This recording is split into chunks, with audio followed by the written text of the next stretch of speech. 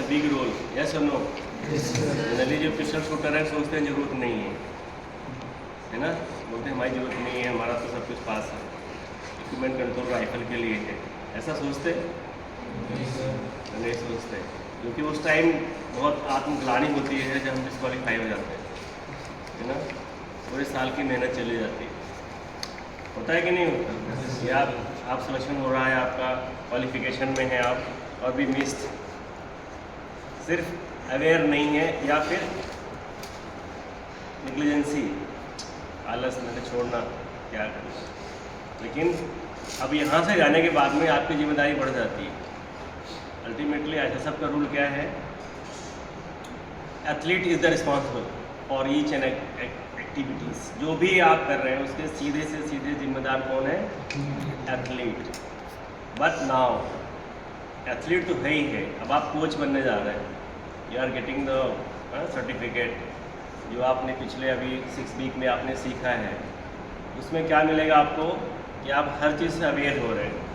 Equipment control जो panel है, जो इक्विपमेंट कंट्रोल आप किसी भी कंपटीशन में आप जाते हैं, चाहे नेशनल हो चाहे इंटरनेशनल हो, एक सेक्शन होता है इक्विपमेंट कंट्रोल सेक्शन, और उसमें जो है एक टीम होती है, एक जूरी चेयरमैन होता है और उसके बाद फिर 3 जूरी होंगे, है ना, फिर उसका चीफ इक्विपमेंट कंट्रोल ऑफिसर होगा, देन इक्विपमेंट कंट्रोल ऑफिसर्स होते हैं, ऐसे 7 मेंबर की एक टीम होती है। बिफोर एंड आफ्टर दोनों कंपटीशन चेक होता है। बिफोर और आफ्टर मतलब जैसे आप किसी कंपटीशन जाने से पहले आपका इक्विपमेंट चेक होता है और उसके बाद फिर कंपटीशन चल रहा था तो रैंडम चेक होता है, पोस्ट कंपटीशन चेक जिसको बोलते हैं। और वहाँ पे पोस्ट कंपटीशन चेक में क्या होता है, एक रूल है 7.9, ठीक है, 5.9 7.5.9 पोस्ट कंपटीशन चेक रूल है। इसमें क्या है, अगर आपका चाहे आपका शॉटगन हो, जो भी इवेंट आप कर रहे हैं उसमें जो है उसका उस रूल के तहत आपका डिस्क्वालिफिकेशन हो सकता है अगर आपका पैरामीटर एज पर ISSF ना हो, उस कंपटीशन के जो मापदंड है उसकी तरह ना हो, है ना। तो आज हम लोग कुछ सीखेंगे कि राइफल में क्या क्या चीज़ें होती हैं, पिस्टल में क्या क्या चीज़ें होती हैं, ठीक है। पिस्टल होती है .22 177 air pistol, free pistol, 22.22 pistol,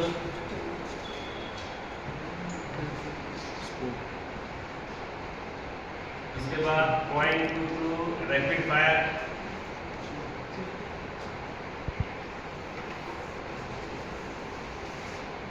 और क्या होता है 0.22 free pistol, 0.32 centre fire,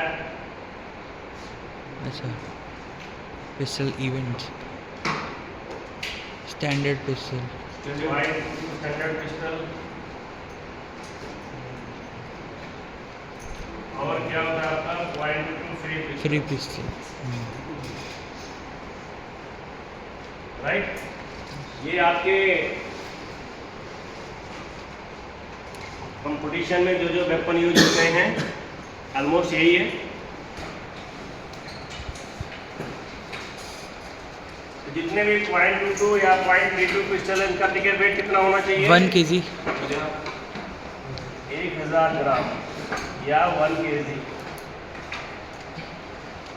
and 0.177 का 500 ग्राम्स। 500 ग्राम। क्लियर? और ये कैसे चेक करते हैं? टिकट वेट है 500 ग्राम का भी और 1000 ग्राम का है, ठीक है। बॉक्स होता है 0.177 का और 0.22 का। इसमें बॉक्स का एक डायमेंशन है, तो डायमेंशन में आपने ग्रिप में कोई मॉडिफिकेशन किया हुआ है तो उस बॉक्स में रख के चेक किया जाता है, और उस बॉक्स को पास होना जरूरी है। फर्स्ट टिकट वेट पास हो, सेकेंड वो बॉक्स के अंदर डायमेंशन हो अगर आपको भी मॉडिफिकेशन हो, ठीक है। थर्ड, किसी के पास एयर पिस्टल है यहाँ पे या 22 पिस्टल है? नहीं है।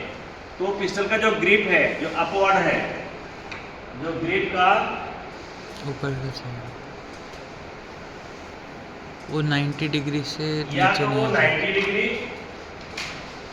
या तो ऊपर, ठीक है ना, 90 डिग्री या फिर दोनों एंड अपवर्ड हो ऐसे, ठीक है। Either this frame is 90 degree या फिर आपने कोई मॉडिफिकेशन किया है तो भी in should be upward, it should not be down curve, ऐसा ना होना चाहिए। ऊपर से जब करते हैं जैसे फ्री पिस्टल में क्या है, कवर है ना पूरा, बट ऐसे जो फ्री पिस्टल का है वैसे आप एयर पिस्टल या .22 पिस्टल में यूज नहीं कर सकते, ठीक है। तो इन शुड बी, जो हम करते हैं यहाँ पे, it should be not downward, it should be upward. Clear होता है। जब हम बॉक्स चेक करते हैं, बॉक्स का डायमेंशन 420 इंटू 200 इंटू 50 क्या है? 420 क्या है? लेंथ। ये क्या है? लेंथ। 200 क्या है? विड्थ। एंड हाइट या डेप्थ, ठीक है।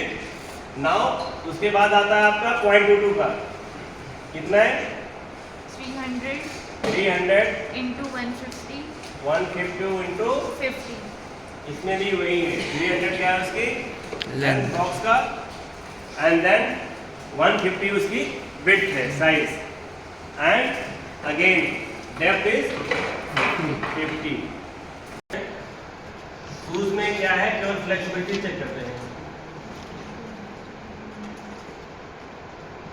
कितना होना चाहिए फ्लेक्सिबिलिटी शूज का? 22.5 डिग्रीज। 25 डिग्री। कितने प्रेशर न्यूटन पे?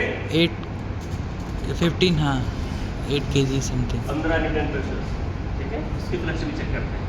और क्या नहीं होना चाहिए, जो एंकल है उसको कवर नहीं करना चाहिए, ankle should not B cover.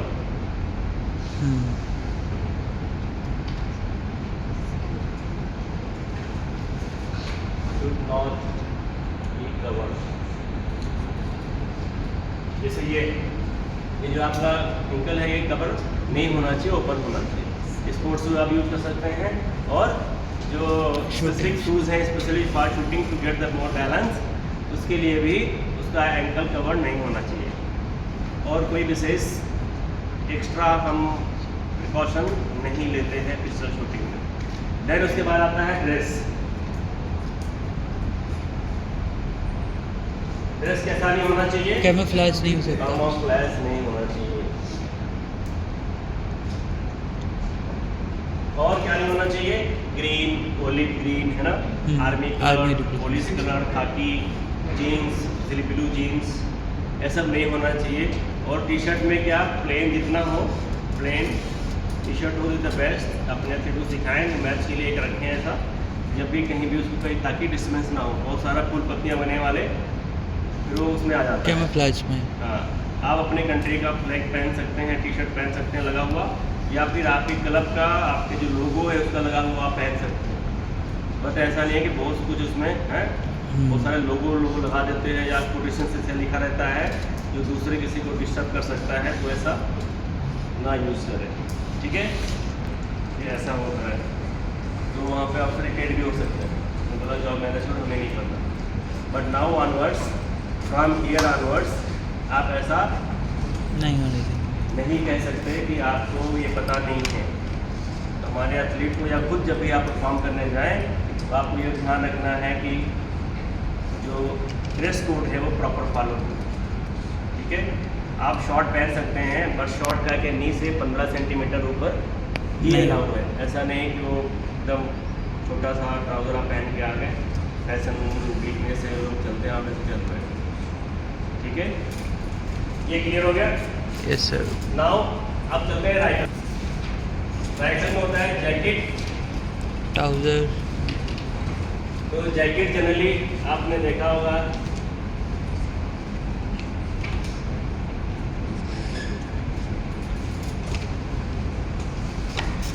तो इसके A, B, C, D, E and F ऐसे 6 पार्ट होते हैं। सेम होता है इसका ट्राउजर में।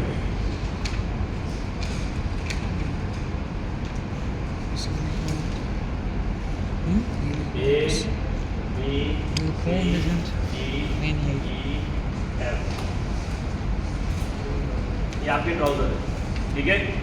तो इसमें क्या चेक कर सकते हैं जाके ट्राउजर में, स्टिफनेस थिकनेस एंड थिकनेस, ठीक है। और क्या चेक करते हैं, बटन ओवरलैप, राइट।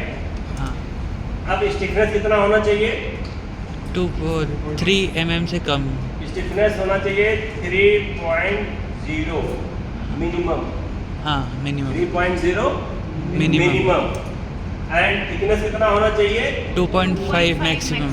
2.5 मैक्सिमम। ये मैक्सिमम है और ये मिनिमम है एज पर नाउ। अभी जो एसएसएफ का गाइडलाइन है उसके हिसाब से, बट ऐसा सुनने में आ रहा है कि it's going to be revised, हो सकता है ये और बढ़ जाए, जो 3.0 है ये 4.0 हो सकता है, और 2.5 थिकनेस सेम हो सकती है या फिर उससे लेस हो सकता है। ये बोली रूमर्स है अभी, लेकिन जब तक इरेटा ना आ जाए एसएसएफ का, जब तक उनके ले डाउन रूल्स ना आ जाए, तब तक we are following it. 70 mm जो बटन हम जैकेट पहनते हैं ओवरलैप चेक करते हैं, उसका 70 mm होना चाहिए। और बटन कहाँ तक लगा सकते हैं, 10 100 mm सेंटीमीटर तक, 10 सेंटीमीटर या 100 mm तक आप बटन लगा सकते फिक्स कर सकते हैं, बटन लगा सकते हैं। लेकिन उसका टर्म्स कंडीशन क्या है, बटन आप 10 पे तो लगा सकते हो, लेकिन ओवरलैप अगर 70 mm का नहीं है तो बटन पास नहीं होगा। So more important in that, button 10 mm तो है, 100 mm तो है, लेकिन overlap is more important. So आपको जहाँ पे ओवरलैप हो रहा है बटन, बच्चे का बटन वहीं पे लगाएं। और जनरली क्या होता है, मिस्टेक्स कहाँ होती हैं, हमें डिस्क्वालिफिकेशन इसी बटन ओवरलैप में ज़्यादा होता है, क्योंकि आज पास जो एथलीट आते हैं वो स्कूल गोइंग होते हैं, चिल्ड्रन होते हैं ना, उनके एग्जाम चल रहे होते हैं, कोई एक्सरसाइज नहीं करते तो अपना, उसके बाद आप सडनली आपको लगता है कि आपके कंपटीशन आ गए हैं, है ना, और उसमें बच्चा सीधा खेलने चला आता है, उसमें बोलता है मैंने नेशनल में कराया था, मेरा सब पास था, मैंने कुछ चेंज नहीं किया है। लेकिन बॉडी जो है वो चेंज होती रहती है। अगर आपने 1 महीना घर बैठ के बस केवल खाओ पियो तो आप वो शेप आपका नहीं रहेगा जो शेप में आपने एक्सरसाइज करके बनाया है, ठीक है। तो बॉडी का शेप चेंज होता रहता है, इसलिए हो सकता है बटन जो उसका नेशनल में था, हो सकता है वो केसेस में ना हो, कि नेशनल केसेस के बीच में 2-2.5-3 महीने का गैप हो जाता है। और उस दौरान एथलीट अगर वो एक्सरसाइज नहीं कर रहा है, कोई रूटीन फॉलो नहीं कर रहा है, और चांसेस क्या होते हैं, इसी बीच के दौरान से एग्ज़ाम होते हैं, तो ड्यूरिंग एग्जामिनेशन वो रेंज पे भी नहीं आता। आपसे टेलीफोनिक कन्वर्सेशन हो गया, कोई बात नहीं, एंट्री में भर दे रहा हूँ, बोला मेरा सब कुछ पास है, मैंने कुछ कराने की जरूरत नहीं, वो लेने पहुँच जाता है। और पर्पजली किसी का ऐसे कोई भी जो इक्विपमेंट कंट्रोल ऑफिसर या जूरी है, किसी को पर्पजली नहीं करता, वो रेंडमली निकालता है। हमारे पास 1 से लेकर 100 तक क्या नाम है नंबरिंग रखा हुआ है, और रेंडमली किसी का निकाल लेता है। कई बार ऐसा होता है, एक खिलाड़ी का कई बार आ जाता है, वो बोलता है बार बार मेरे को टारगेट करके रखा है, तो हमें तो लिस्ट, हमारे पास तो लिस्ट भी नहीं होती कि किसका कौन नाम पे कौन लेन खड़ा है। और कई बार ऐसा होता है हम लिख देते हैं, उस पर स्कूटर नहीं रहता, कई बार ऐसा होता है।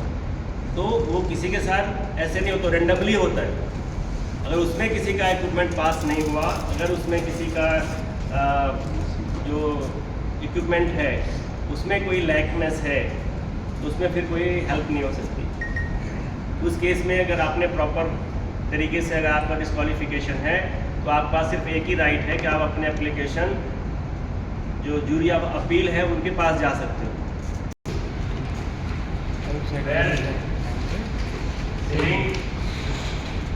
वो 5 सेंटीमीटर, उसका थिकनेस भी तो 12 या 10। क्लच का थिकनेस कितना होता है, 10 से 12। 12 जो हम स्पंज लगाते हैं उसमें रहता है, उसका कितना होना है, 12 mm के अंदर आता है। शूज़ का सेम फ्लेक्सिबिलिटी कितनी होती है, 22.5। 22.5 इन 15 न्यूटन प्रेशर जो है आपका, जो जिससे फ्लेक्सिबिलिटी टेस्ट करते हैं उसका रहेगा मशीन का। बेल्ट कितना होना चाहिए, 4 mm, 40 mm, 40 mm 4 सेंटीमीटर। ठीक है। And then sling 40 centimetre same, 4 centimetre या इसमें नीलिंग रोल 18 बाई 18 क्या है उसका डायामीटर है, 25 मीटर उसकी लेंथ, उसके बाद आता है पैड, जो नीलिंग पैड यूज करते हैं 20x20। एक छोटा सा पैड नीलिंग में लगाते हैं। पहले क्या होता है, ट्राउजर में पैच आता था, बट नाउ वो पैच नहीं है, तो आप पैड यूज कर सकते हैं special, but that also should be tested by the thickness 20 mm उसकी वेट और 20 mm उसकी लेंथ होना चाहिए, उससे ज़्यादा नहीं। ये क्लियर हो गया? लेकिन नहीं है और ज़्यादा याद करना कुछ करना तो refer that video. Barrel weight होती है पिस्टल और वेट। है? Barrel weight. हाँ, बैरल वेट पूरा पिस्टल के वेट होता है, बैरल वेट नहीं होता। हाँ सही सर, पिस्टल वेट। पिस्टल में जो वेट होता है, अब उसमें 2 पिस्टल हैं, 8.177, 8.22 या 0.32। ओके, 0.177 का वेट कितना होता है? 1.499 1.5 1.5 kg। और 0.22 या 0.32 है? नहीं, 1.4। ठीक है, तो 0.22 पिस्टल का वेट मैक्सिमम वेट है। ये क्या है? मैक्सिमम वेट है, मैक्सिमम। बट जनरली आपका जो पिस्टल होता है, अगर आप एयर पिस्टल की बात करें तो वो आई थिंक 960 ग्राम का, मतलब एक 1 kg की लेस ही होता है, 1 kg से कम होता है। 960, 940, 980 ऐसे। मॉर्निंग में मैंने देखा 960 का, स्टेयर का 950 के आसपास ही होता है ऐसे। बट जनरली फिर हम लोग जो थोड़ा हेल्दी हैं, जिनको लगता है वेट ट्रेनिंग ज़्यादा करते हैं, तो उनको वो इंक्रीज़ करते हैं। तो मैक्सिमम अगर आप वेट बढ़ा रहे हैं तो 1.5 किलो से ज़्यादा नहीं होना चाहिए। सेम वे इन पिस्टल, ठीक है, पिस्टल का मैक्सिमम वेट जो है 1.4 kg से ज़्यादा नहीं होना चाहिए। इसके अलावा और कोई क्वेश्चन? पिस्टल में जो शूज़ रहते हैं उसके भी कलर का कुछ रहता है? पिस्टल में जो शूज़ रहते हैं उसका भी कलर का रहता है ना? नहीं, शूज से कलर का कुछ भी नहीं है। आप कोई सा भी रेड, ब्लैक ऐसा पहली बार ऐसे कलर आ नहीं रहा है पिस्टल में कि जो उसको ब्रेक करे। जो नॉर्मल स्पोर्ट्स शूज़ यूज़ करते हैं उनके लिए आप उसको पहन सकते हैं, कोई दिक्कत नहीं है। बस ध्यान रहे कि जो वो भी ड्रेस का पार्ट है। ड्रेस कोड यही है ना कि अगर आप क्या नाम हाईलाइट है, ज़्यादा ना हो, है? हाईलाइट ज़्यादा ना हो। हाँ, कलरफुल ऐसा ना हो कि आप नोटिस में आ जाए। तो जनरली क्या नाम है, ऐसा शूज़ के लिए देखा नहीं गया है, बट हाई एंकल के शूज़ नहीं होने चाहिए फॉर पिस्टल। डिस्क्वालीफाई किया था। हाँ, वो फुली कलर के लिए नहीं होगा, और भी उसमें कुछ रहा हो। वो कलर था रेड और वाइट और ब्लू कलर का, ऐसे रेड एंड वाइट ब्लू में नहीं होगा डिस्क्वालिफिकेशन। हुआ था एक जन साथ के। तो जो राइफल वेट था वो 6, आपने सुना हुआ स्टैंडर्ड राइफल 300 मीटर के लिए होता है। जैसे अभी बिग बोर्ड कॉम्पिटिशन हो रहा है, कॉम्पिटिशन चल रहा है ना, बिग बोर्ड में चल रहा है, वहाँ पे स्टैंडर्ड राइफल जो भी यूज कर रहे हैं, स्टैंडर्ड राइफल में क्या है, मैक्सिमम वेट कितना है? Same 8 kg। बट इसमें जो ओपन साइड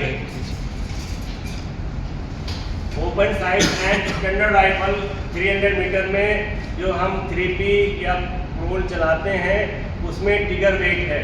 जनरली राइफल में टिगर वेट नहीं है, बट टिगर वेट एक ही जगह है स्टैंडर्ड राइफल में 300 मीटर में।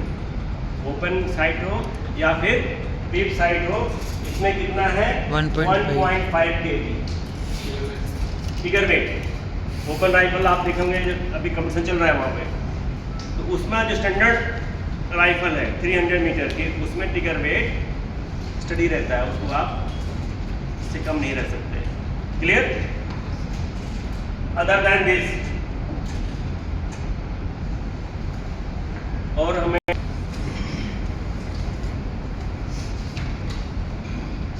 ब्लाइंडर का आपका 10/3 जो लेंथ है वो है 100 mm और जो विड्थ है 30 mm। ठीक है, और ऑलरेडी कुछ खिलाड़ी आपके खड़े हो गए हैं और फटाफट आप वेपन निकालते हैं, सेफ्टी फ्लैग भी नहीं लगाते और रख देते हैं। और जनरली हमारा जब एक हैबिट रहता है ट्रेनिंग में 2-3 बार गैस रिलीज कर देते हैं, होता ही नहीं होता। तो दिस अगर आपकी हैबिट ऐसी है तो उसमें क्या होगा, आपको वार्निंग मिल सकता है, डिस्क्वालिफिकेशन भी हो सकता है, क्योंकि क्योंकि अगर आपने वेपन रखा है, हो सकता है कोई आगे खिलाड़ी या बर्ड पार्टी कोई आगे टारगेट को ठीक करने गया है और आपने टाइट कपलिंग कर दिया उसमें, उस केस में भी आपको आइदर वार्निंग मिल सकता है और आपका डिस्क्वालिफिकेशन भी हो सकता है। That depend upon the incident कितना सीरियस है, ठीक है। तो वो चीज़ नहीं करना है, तो ये आपको प्रैक्टिस में ही बच्चों को ट्रेन करना है। इन चीज़ों पे ध्यान रखें।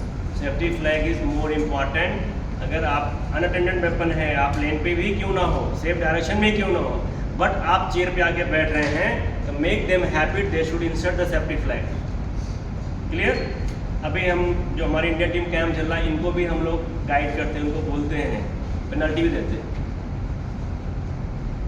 आपने मिस हो गया तो पेनल्टी भी रहेगा, वो डिपेंड करता है क्या आप करते हैं, कैसे करते हैं, ठीक है। So how you are going to make them understand. कभी कभी थोड़ा सा आपको थोड़ा हार्ड भी होना है, कभी कभी थोड़ा प्यार से भी समझाना है। ऐसा भी नहीं है डांट के भगा दो, जो कि शूटिंग में क्या है, माइंड गेम है। तो शूटिंग करने के बजाय वो आपसे बदला लेने के बारे में सोचने लग जाए कि सर आप निकलो बाहर, नहीं तो आप बाहर निकले, आपका टायर ही पंचर मिले, होता है। क्योंकि सर अभी मैच में एक बच्चे के साथ हुआ था। सिलेंडर की वैलिडिटी कितनी होती है? 10 साल। 10 years। कौन से सिलेंडर की? एयर राइट, ये वेरी इंपॉर्टेंट है। आपने घर में सिलेंडर देखा है कैसे होता है? घर का सिलेंडर जैसे मीथेन गैस भरी होती है, जिसमें हम लोग खाना पकाते हैं। तो मैंने बता दिया कौन सी गैस होती है। कौन सी गैस होती है उसमें? प्रोपेन ब्यूटेन मीथेन भी होती है, नहीं? और इसमें कौन सी गैस होती है जो हम यूज करते हैं सिलेंडर में? कंप्रेस्ड। कौन सी गैस होती है? वही बोला, सेम कौन सेम बोला था, सेम गैस में कंप्रेस्ड एयर होता है। आपने जब भी सुना होगा सिलेंडर जो घरों में यूज होता है, जो फटता है तो सीधा जाता है ऊपर। आपने वो छत तोड़ के निकल गया है ना, विंडो से निकल गया, जो नियर बाय रहता है, इंजरी के चांस कम होते हैं। जो बहुत क्लोज है वही इंजर्ड होता है। लेकिन हमारे केस में वेरी डेंजरस, ये ऐसे जाता है, उससे ज़्यादा इफेक्ट है। बहुत डेंजरस, ये किसी का डेथ का रीज़न भी बन सकता है। इसलिए कंपनी चलने को ये चल सकता है, आपका कंपनी बोलता है 10 years, बट चलने को 20 साल चले, 30 साल चले, बट कंपनी बोल रहा है कि इसकी वैलिडिटी 10 years है, इससे ज़्यादा हम गारंटी नहीं लेते। फटने को 1 साल के अंदर ही फट जाए वो अलग बात है। कि जैसे अभी आपने इंसिडेंट देखा हुआ कि एक पिस्टल शूटर था, ये was also very good shooting from air force, और हमारे ही फरीदाबाद में एक शूटिंग रेंज पे वो सिलेंडर भर रहे थे और उनको फट गया और ये पूरा ही गायब कर दिया। बहुत वीडियो वायरल हुआ था, है ना। तो वो भी लकी रहे वो, क्योंकि डायरेक्शन सही था उनका। लेकिन सोचो अगर आप फायर कर रहे हो, यहाँ से उठाते हो, यहाँ लेके आते हो, इधर वाला भी है, खुद तो है ही है ना। और इक्विपमेंट कंट्रोल जब चेक हुआ उसको तो फेल हो, कि उसका स्टिफनेस जो है वो पास नहीं हुआ। उन्होंने 3 अटैम्प्ट किए, तीनों बार उसका 2.5, 2.8, 2.7 लेके रह गया। और कितना चाहिए था?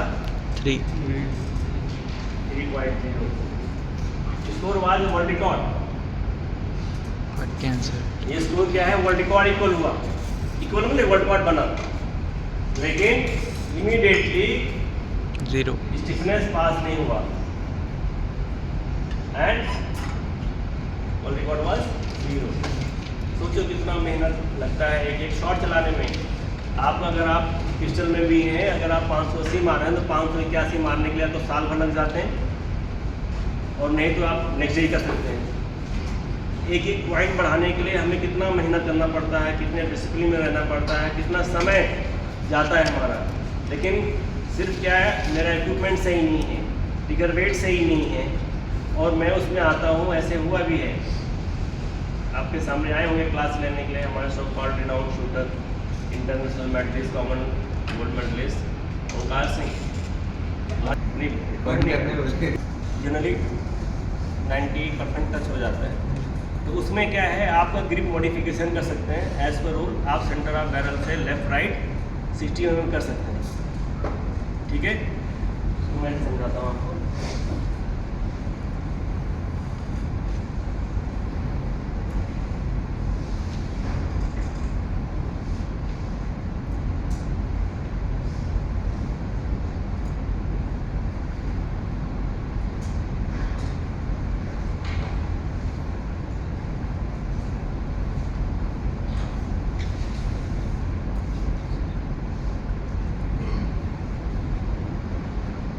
ये जनरली आपकी राइफल है, ये आपका ग्रिप है, ठीक है।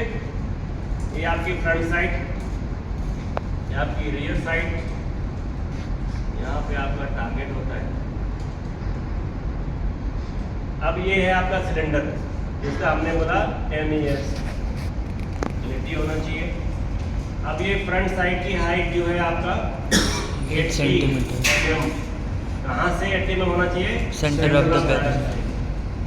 इसका जो हाइट है front side centre of barrel से 80 mm होना चाहिए। उसके बाद आपका ये पाम रेस्ट है, ये सेंटर ऑफ बैरल से कितना नीचे आ सकता है? 140 mm।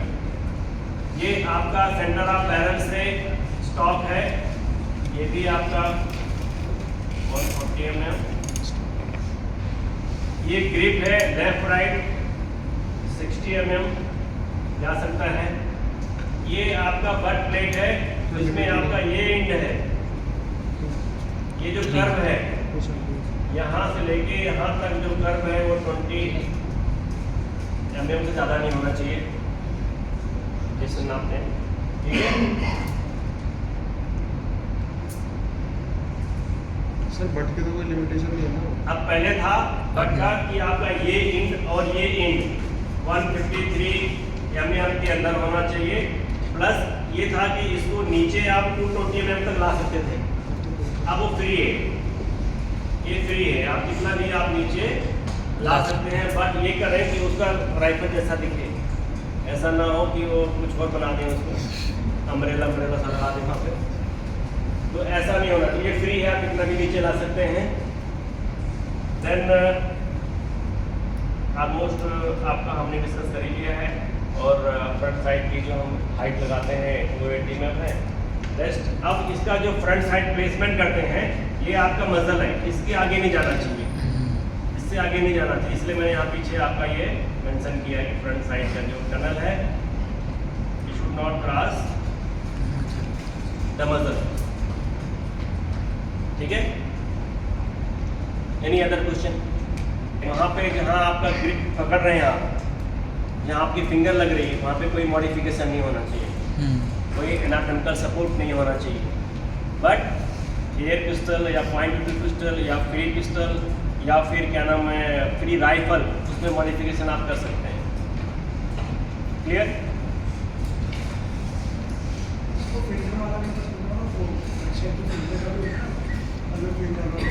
या कलर फिल्टर अलाउ आप यहाँ लगा सकते हैं, ओनली टेलीस्कोपिक नहीं होना चाहिए।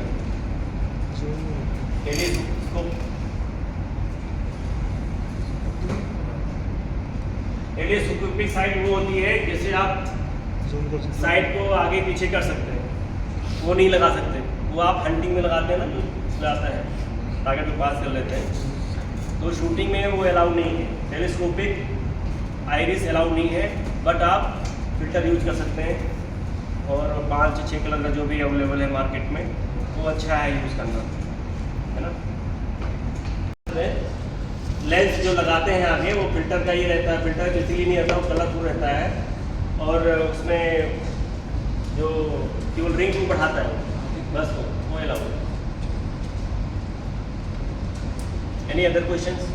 सर जब मैच के बीच में इक्विपमेंट कंट्रोल होता है तो टाइमिंग मिलती है प्लेयर को, फिर उसका टाइम वेस्ट होता है? नहीं, मैच के बीच में इक्विपमेंट कंट्रोल नहीं होता। इन केस अगर आपका वेपन फॉल्ट हो गया तो उसमें आपको टाइम मिलता है, तो ड्यूरिंग मैच ऐसा कोई टाइम स्पेशल टाइम नहीं मिलता, 1 मिनट के अंदर आपको रेक्टिफाई करना होता है। और या फिर आपको लगता है कि आपके वेपन में पहले से फॉल्ट है, आपको दूसरा वेपन है, वो इक्विपमेंट कंट्रोल से टेस्टेड होना चाहिए, वहाँ से पास होना चाहिए, आप वेपन चेंज कर सकते हो। यूज हो सकता है। कलर की मना किया गया था काफी टाइम पहले भी, ये कलर नहीं पहनना था, वो क्या रीजन ट्राउजर और टी शर्ट का? नहीं, स्पोर्ट्स रिग का एक पूरा एक सेपरेट सब्जेक्ट ही है कि व्हाट इज़ रिक्वायर्ड। जो ड्रेस कोड है एसएस ने तय किया है, क्योंकि कुछ कलर जो आर्मी कलर से रिलेटेड है या पुलिस से रिलेटेड है तो वो उनके लिए ही यूज किया गया है, वो सिविल में यूज ना किया जाए। नंबर 1 प्रोहिबिटेड है ये। और हमारे स्पोर्ट्स के लिए generally T shirt, trouser, lower, upper ये सब दिया हुआ है कि आप स्पोर्ट्स है, आप स्पोर्ट्स की इक्विपमेंट पहन के खेलें तो ज़्यादा बेटर है। जनरली रोका इसलिए गया है ताकि आप उस सिमिलरिटी से मैच ना करें,